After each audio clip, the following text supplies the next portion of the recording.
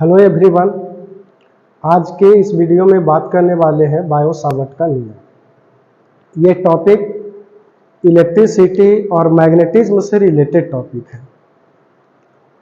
जब किसी चालक तार में विद्युत धारा प्रवाहित की जाती है तो चालक तार के इर्द गिर्द चुंबकीय क्षेत्र उत्पन्न होता है। सर्वप्रथम इस प्रयोग का सत्यापन ऑरियस्टेट नामक वैज्ञानिक ने किया कि जैसे ये कोई चालक तार है और इस चालक तार में धारा प्रवाहित की जा रही है तो इसके चारों ओर चुंबकीय क्षेत्र उत्पन्न होता है। ये लिख दिया गया। 1820 ईस्वी में डेनिश भौतिक शास्त्री ऑरियस्टेट ने सर्वप्रथम प्रयोग द्वारा पता लगाया कि धारावाही चालक के आसपास चुंबकीय क्षेत्र उत्पन्न हो जाता है। सीधे धारावाही चालक के कारण चुंबकीय बल रेखाएं चालक के लंबवत तल में सकेंद्री वृत्तों के रूप में होती है। समझिए, जैसे ये कोई धारावाही चालक है, इस चालक में धारा प्रवाहित हो रही है तो इस चालक के चारों तरफ चुंबकीय क्षेत्र उत्पन्न होता है और ये चुंबकीय क्षेत्र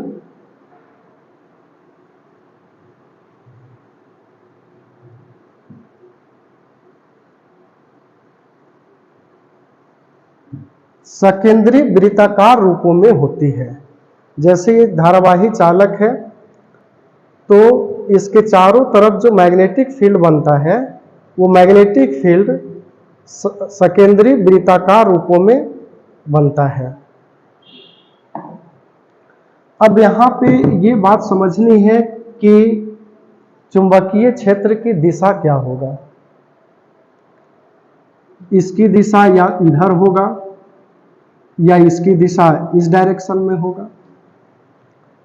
तो दिशा ज्ञात करने के लिए भी कई रूल्स हैं, जिसमें एक रूल ये भी है, दाएं हाथ के अंगूठे का नियम। दाएं हाथ का अंगूठा का नियम क्या कहता है कि जब किसी धारावाही चालक को अपने दाएं हाथ से इस प्रकार पकड़ना है कि अंगूठा दाएं हाथ का जो अंगूठा है विद्युत धारा की दिशा में हो, तो अंगुलियां जिस दिशा में मुड़ रही है चुंबकीय क्षेत्र की दिशा को प्रदर्शित करेगा। तो अगर धारा इस दिशा में है, धारा की दिशा में अंगूठा और अंगुलियां जिस दिशा में देखो मुड़ रही है उस दिशा में ही चुंबकीय क्षेत्र की दिशा होगी।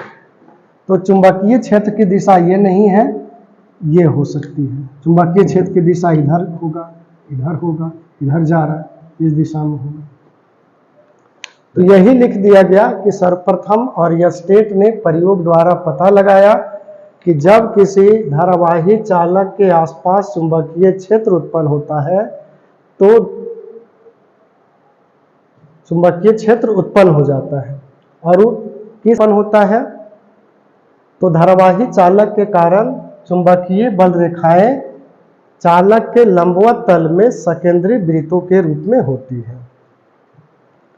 लेकिन बाद में फ्रांसीसी वैज्ञानिक बायो और सावर्ट ने किसी चालक के चारों ओर उत्पन्न चुंबकीय क्षेत्र के संबंध में एक नियम प्रस्तुत किया जिसे बायो सावर्ट का नियम कहते हैं।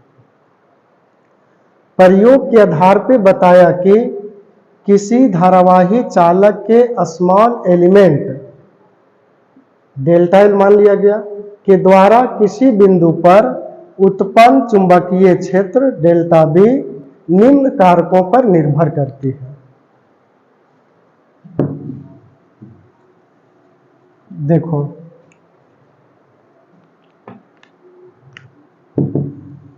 मान लिया ये कोई धारावाही चालक है, एक्स वाई धारा की दिशा,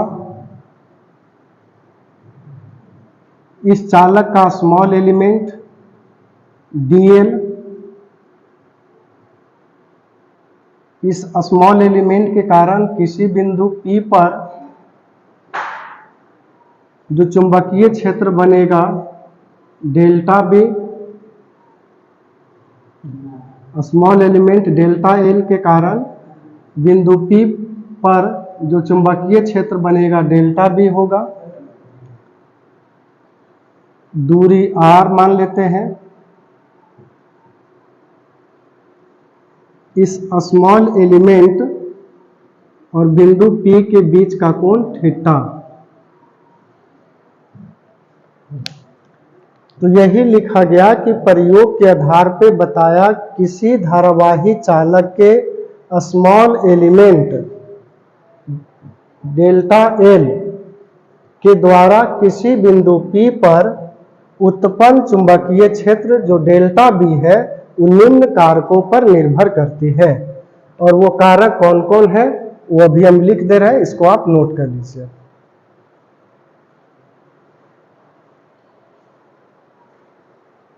ठीक है, अब इसको मिटाते हैं।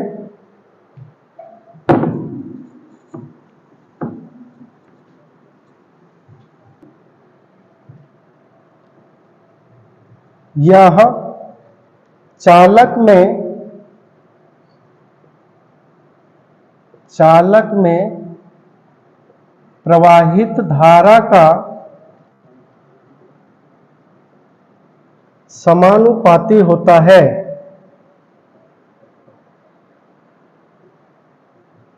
समानुपाती होता है। स्मॉल एलिमेंट dl के कारण बिंदु P पर जो चुंबकीय क्षेत्र बनेगा वह निम्न कारकों पर निर्भर करेगा। पहला लिखा गया कि यह चालक में प्रवाहित धारा का समानुपाती होता है। डेल्टा बी समानुपाती I। इस चालक तार में जितनी अधिक प्रबलता की धारा प्रवाहित होगी इसके कारण बिंदु P पर बना मैग्नेटिक फील्ड भी अधिक होगा। दूसरा, यह चालक खंड वो स्मॉल एलिमेंट के लंबाई का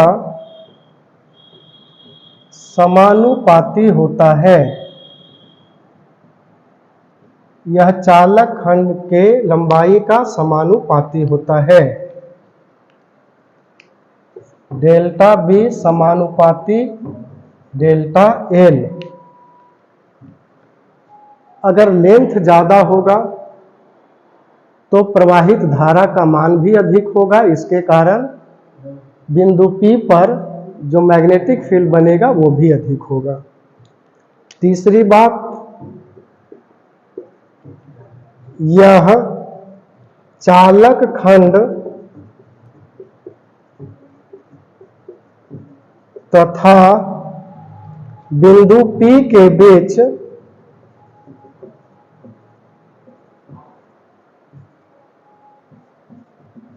बने कोण के ज्या के समानुपाती होता है। समानुपाती होता है। और किस पे निर्भर किया? तो डेल्टा बी समानुपाती इनके बीच बने कोण, तो कोण थीटा ज्या साइन के साथ लीजिए, साइन थीटा। डेल्टा बी समानुपाती साइन थीटा। नंबर 4, यह चालक खंड से बिंदु P के बीच की दूरी के वर्ग का व्युत्क्रमानुपाती होता है। व्युत्क्रमानुपाती होता है। डेल्टा बी समानुपाती 1/r²। देखो फिर से बोल दे रहे, माना XY एक चालक है जिसमें I एम्पियर की धारा प्रवाहित हो रही है, उस चालक के एक स्मॉल एलिमेंट के कारण किसी बिंदु पर मैग्नेटिक फील्ड हम पता करना चाह रहे हैं।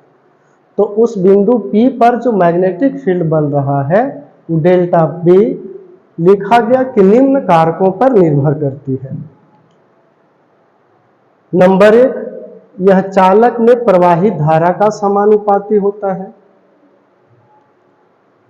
डेल्टा B समानुपाती I। दूसरा, यह चालक खंड के लंबाई का समानुपाती, चालक खंड डेल्टा L का समानुपाती। लेंथ छोटा होगा मैग्नेटिक फील्ड कम बनेगा, लेंथ बड़ा होगा मैग्नेटिक फील्ड ज़्यादा बनेगा। तो डेल्टा B समानुपाती डेल्टा L। तीसरा, यह चालक खंड तथा बिंदु P के बीच बने कोण, चालक खंड और बिंदु P को मिलाने वाली जो रेखा है उसके बीच बने कोण की ज्या का समानुपाती होता है। डेल्टा B समानुपाती साइन थीटा। चौथा, यह चालक खंड से बिंदु P के बीच की दूरी कितना माने थे r, बीच की दूरी के वर्ग का व्युत्क्रमानुपाती होता है। Delta B व्युत्क्रमानुपाती r²। अब ये चारों समीकरण को हम मिला देंगे, नोट कर लें इसको।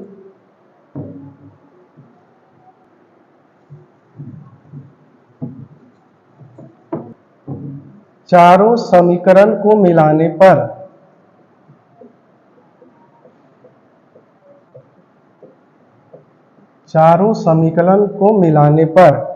क्या हो जाएगा, डेल्टा B समानुपाती I dl साइन थीटा बटा r²।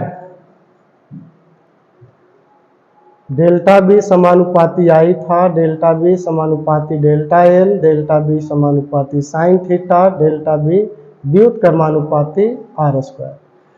तो चारों समीकरण को मिलाने पर अब यहाँ से इस समीकरण में समानुपाती साइन हटाएंगे, बराबर एक कांस्टेंट आएगा वो म्यू नॉट बटा 4 पाई I dl या डेल्टा L साइन थीटा बटा r²। यही आपका व्यंजक है।